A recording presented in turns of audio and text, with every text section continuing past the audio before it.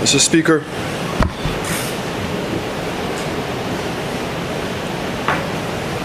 hard to decide where to begin after that explanation, Mr. Speaker, because I think we went way past what the bill really was entailing. So first of all, in terms of historical correction, Mr. Speaker, that the amendments that we're seeing today really emanated, Mr. Speaker, from the manifesto of the Labour Party in 2021. I'm recalling point number 11.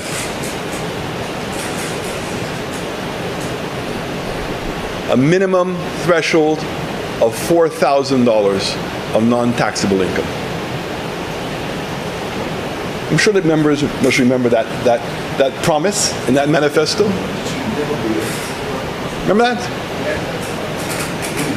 The members offered in 2021 that they were going to increase the threshold of taxable income to $4,000. And, Mr. Speaker, in the middle of the last term, the members brought it to $2,400 or $2,000, the threshold. And when they first put it out, Mr. Speaker, the Prime Minister, the Minister of Finance, a member from Castries East, 100% correct. It was a cap of $30,000. Now, the question, Mr. Speaker, that we would all have to ask ourselves is when the $4,000 threshold was offered, and I know the civil servants in particular loved that idea because it meant the vast majority of them, Mr. Speaker, would not be paying any income taxes. And the Prime Minister, the Minister of Finance, the member from Castries East says whether it was feasible. I remember sitting on the opposite side at the time when that proposal was made.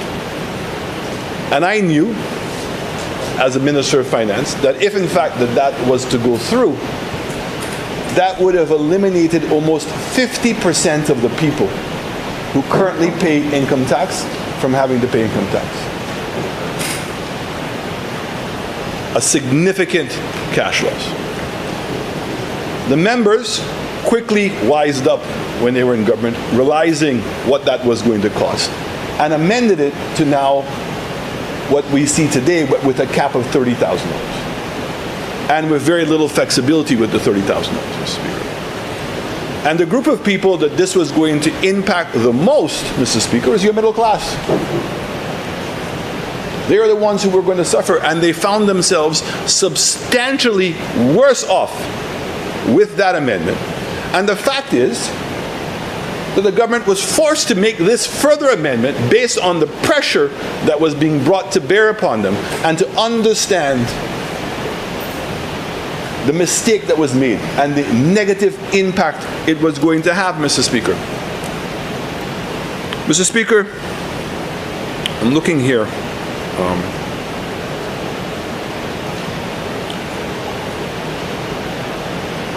I will find it.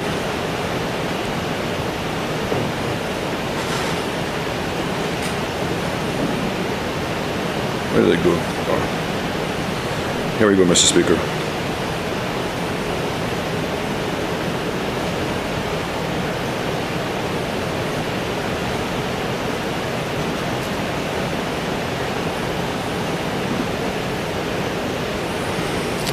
Where is this going?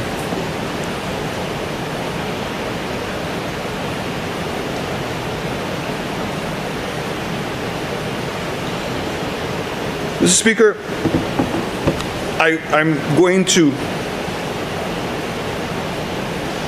take the Prime Minister's words in good faith, and that we have a discussion.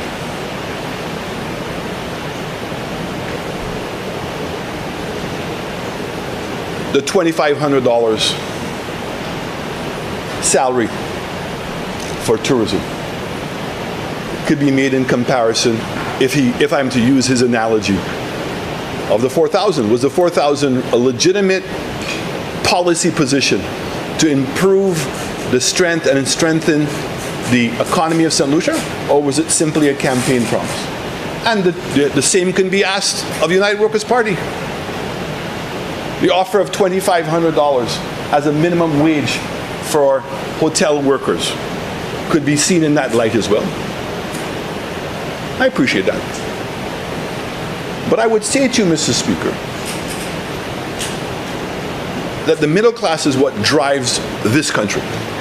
And what we should be doing as a country is to doing everything that we physically, humanly, possibly can do with policies to grow the middle class, not to reduce it. It's that middle class that's going to generate the level of growth that we want to see. It's the middle class that can afford to build their own homes and to save the money.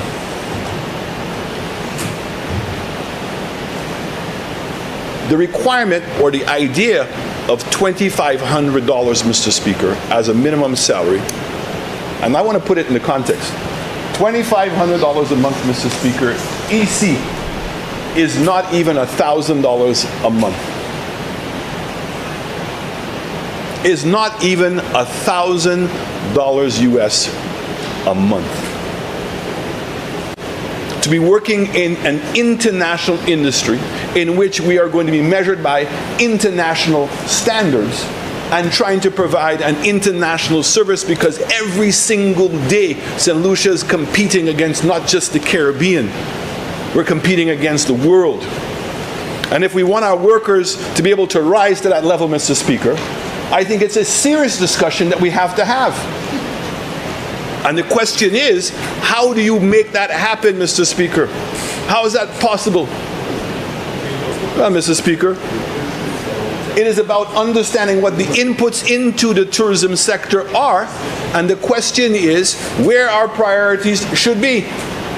So when you turn around and you're charging high duties on liquor, excessive prices, fees, all kinds of stuff, and you overburden the hotel sector with those kinds of costs, the entity that's going to take it, they're going to take it out on, sadly, and it has been, the workers. And we have accepted it for many years because relative to the other industries, the other sectors in our economy, tourism pays the highest wages.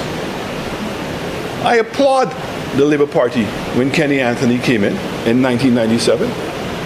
They're the ones who amended it, if you remember, Mr. Speaker, that the gratuity that workers obtained was tax-free. That was a significant move. But unfortunately, because they're getting that gratuity, too many hoteliers have looked at it as part of their salary, Mr. Speaker, and take that into the consideration.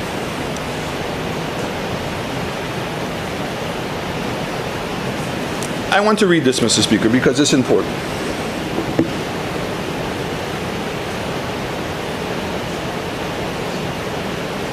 Sorry, wrong one. Mr. Speaker, there was a report that came out by the Chamber of Commerce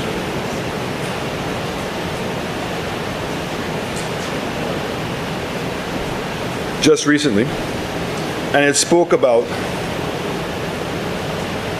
what's happening in the economy, Mr. Speaker. It says the St. Lucia Chamber of Commerce, Industry and Agriculture has released the findings of its business performance survey for the second quarter of 2025, covering the period April to June. The survey highlights a generally subdued operating environment for business, characterized by declining sales, workforce contraction, rising costs, and cautious business sentiment.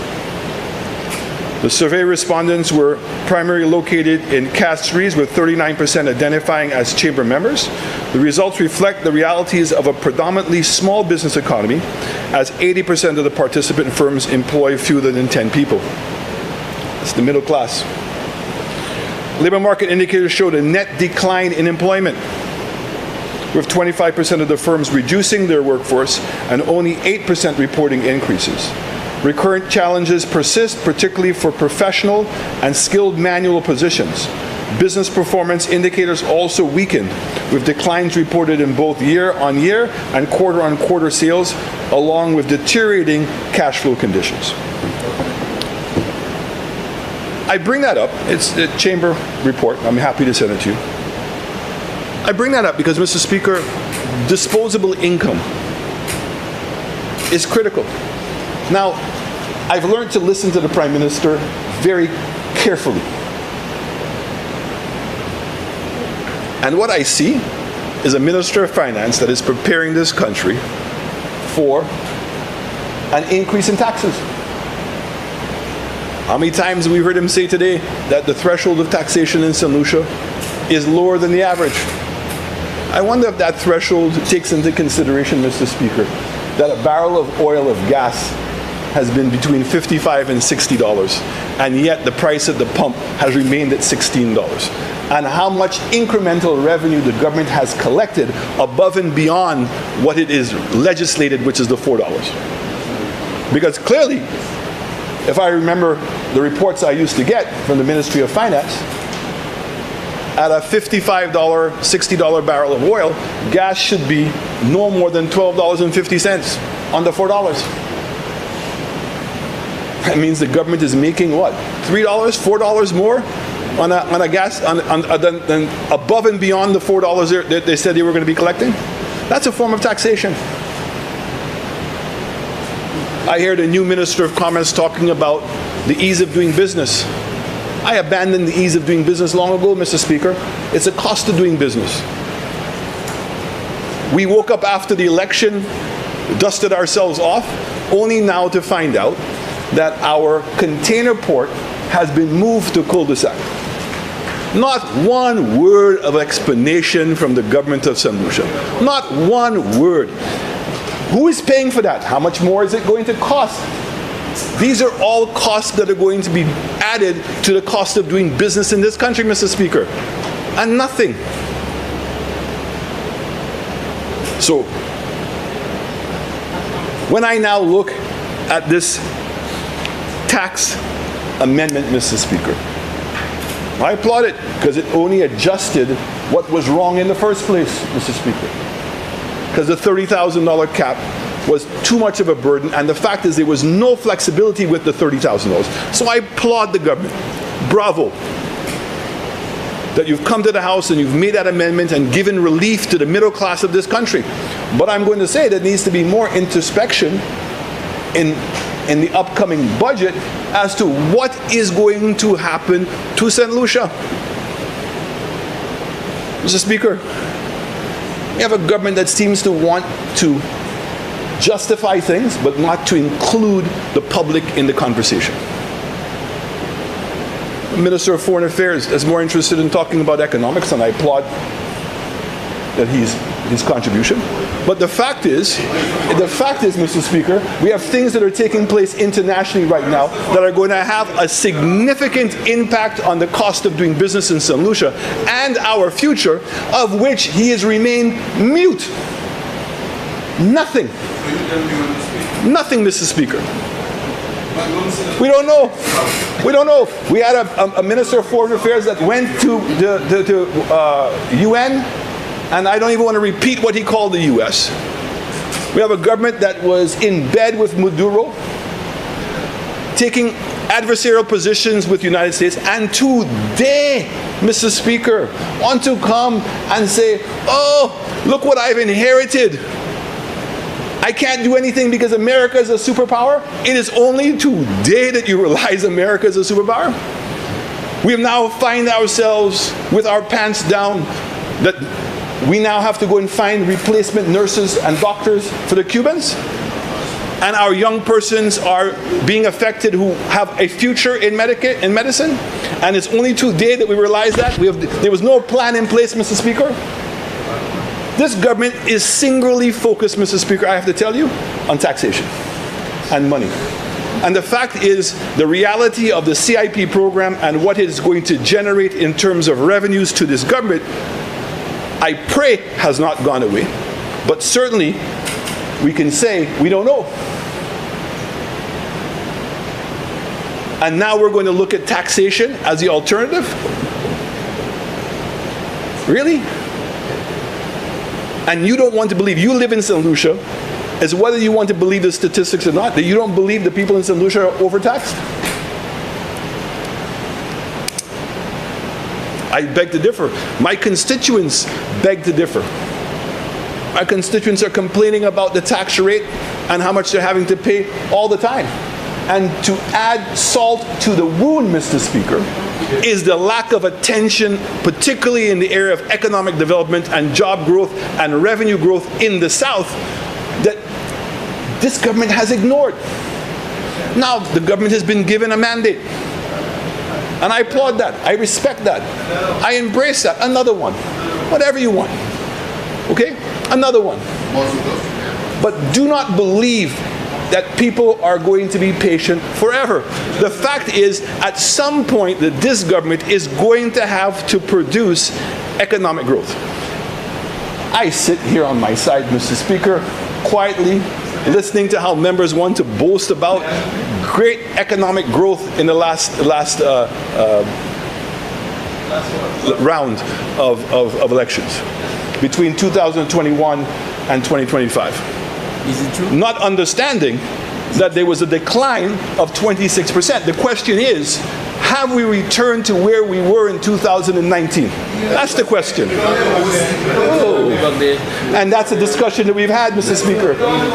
Okay? That's a discussion we've had. The fact is, up until 2019, we were seeing progress. I've heard my member from Labrie on a continuous basis, say that he inherited a country that was in recession. Really? Because in 2020 and the impact of COVID in the last couple of months, that our growth rate was 0.7% negative. That made us a recession? Come on. Tourism numbers as we speak has not recovered to where it was in 2019, your major driving force. And don't shake me ahead and tell me no. The fact is you have less room nights by 25%. There's no less rooms, Mr. Speaker.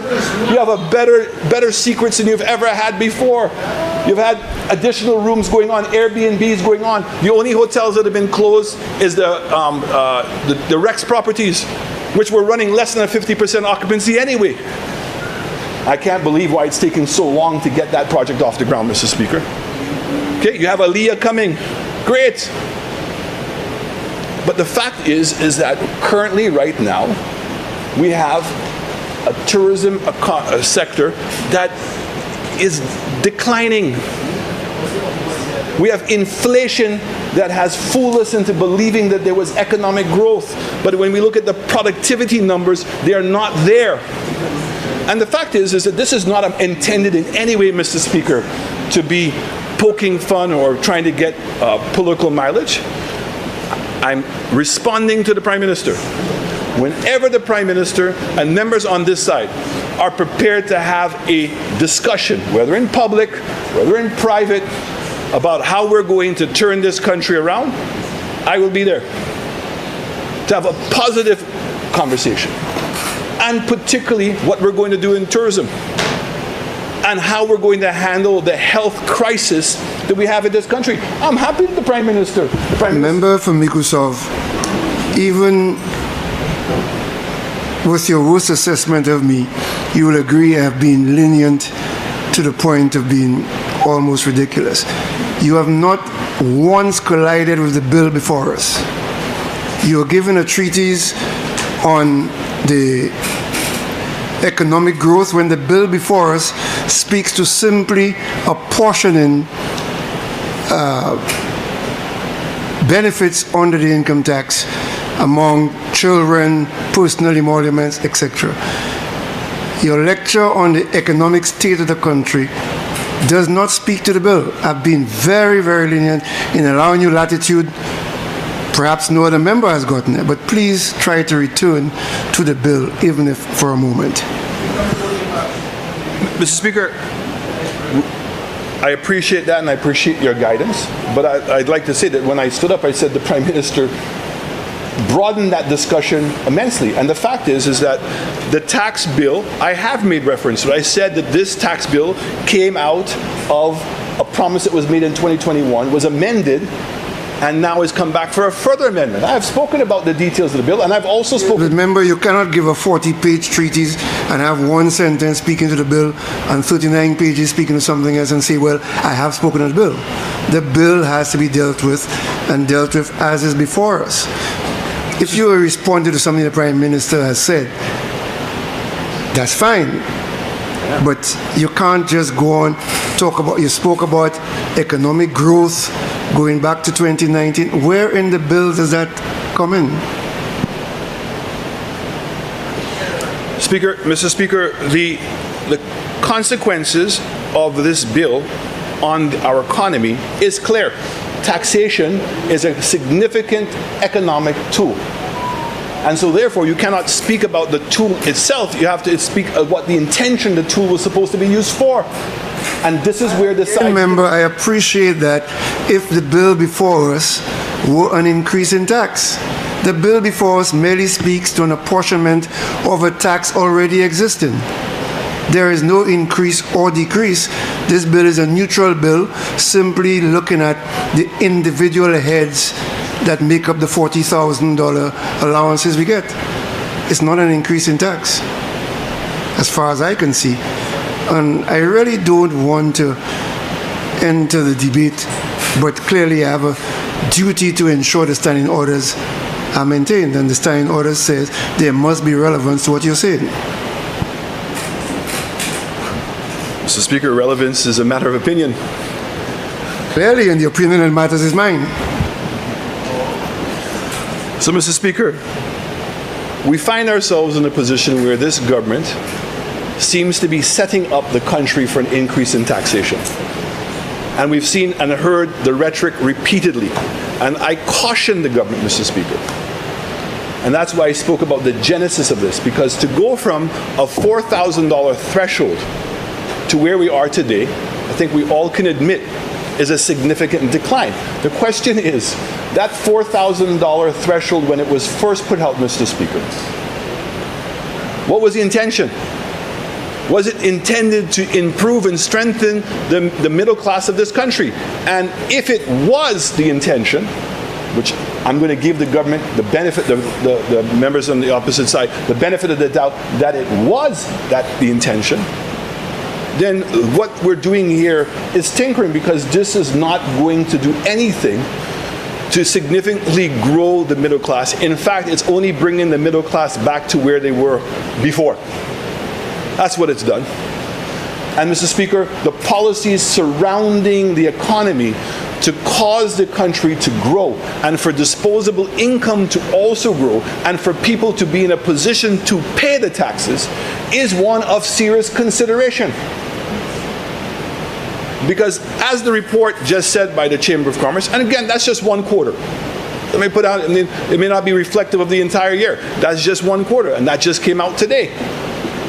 But in my domain, and certainly in my constituency, we have seen a decline in disposable income. And we see the results of it, Mr. Speaker. We see small businesses closing down. They have less barbershops and less hairdressers. We see that they have the grocery stores are also closing down. We are.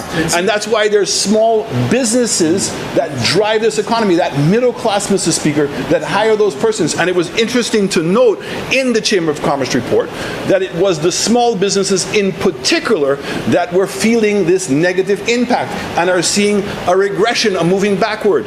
And I would caution the Prime Minister that if the intention, as is being touted, that the VAT rate is going to go up, and they're going to be doing other things, Mr. Speaker. So even when we talk about the two previous bills that came in, Mr. Speaker, if I may, that you want to talk about collecting money, how can you collect money if there's no money?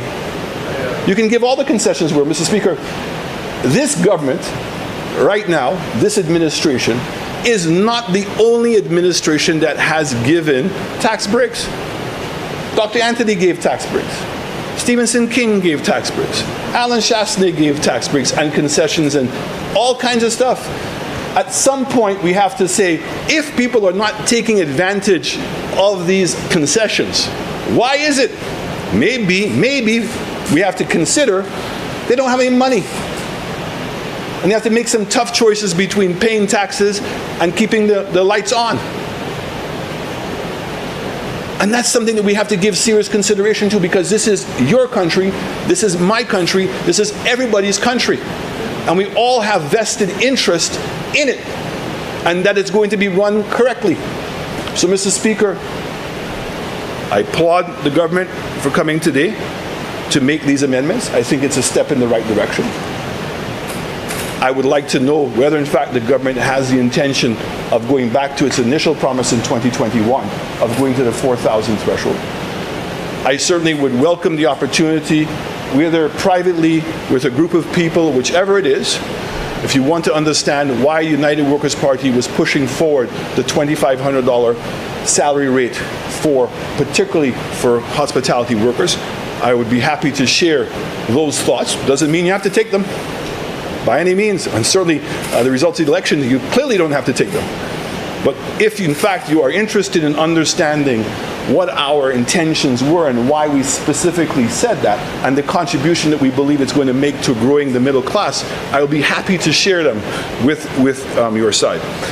An interesting note was, I remember being in this house when we brought a company called Ojo Labs, Mr. Speaker, to St. Lucia.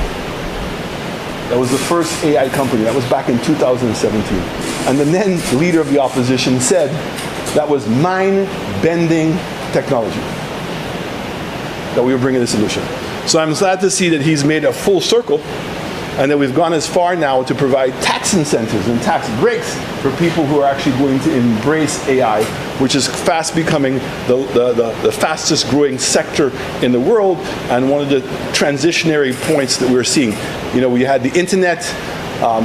We've seen a lot of new technology coming in, Mr. Speaker, and AI clearly is the next one. So it's good to see that the Prime Minister has made full circle now, and no longer is fearful of AI, but now is embracing AI. And I congratulate you, sir, on that transition.